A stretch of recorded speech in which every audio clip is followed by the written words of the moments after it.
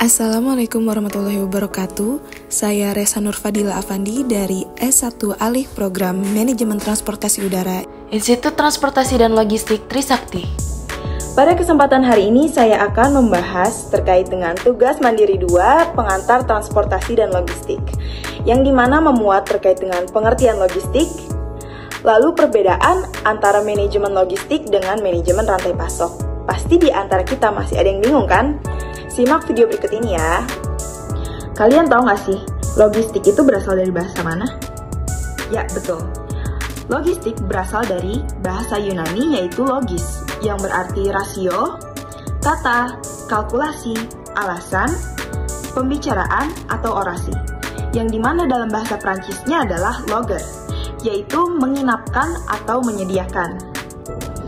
Pengertian lain dari logistik menurut Donald J. Bowersox adalah logistik merupakan proses pengelolaan yang strategis terhadap pemindahan dan penyimpanan barang, suku cadang dan barang jadi daripada supplier di antara fasilitas-fasilitas perusahaan dan kepada para pelanggan.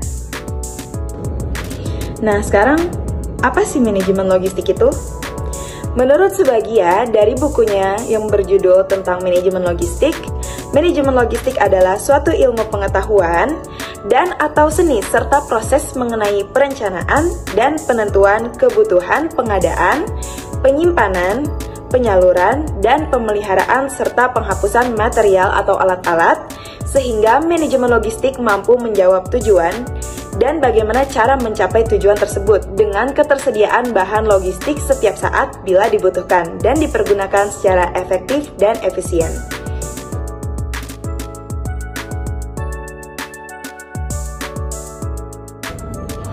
Yang pertama akan saya bahas yaitu terkait dengan lingkup.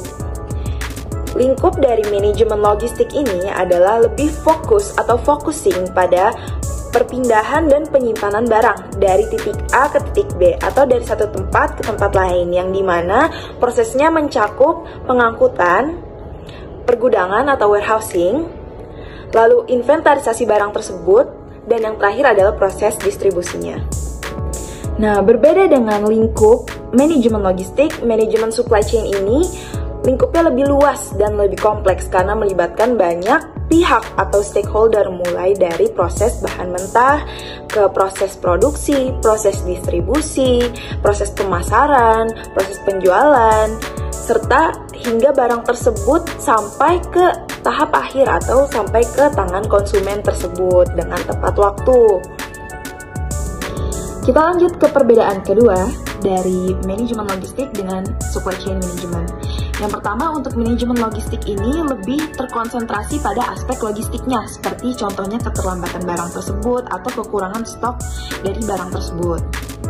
Sedangkan untuk manajemen rantai pasok atau supply chain management ini lebih berfokus pada risiko secara keseluruhan yang lebih luas dan sifatnya kompleks, seperti contohnya fluktuasi harga bahan bakunya, bencana alam, perencanaannya, serta perubahan terhadap regulasi yang dimana kita harus menyesuaikan dengan cepat untuk mendapatkan manajemen rantai pasok yang baik serta kepuasan dari pelanggan.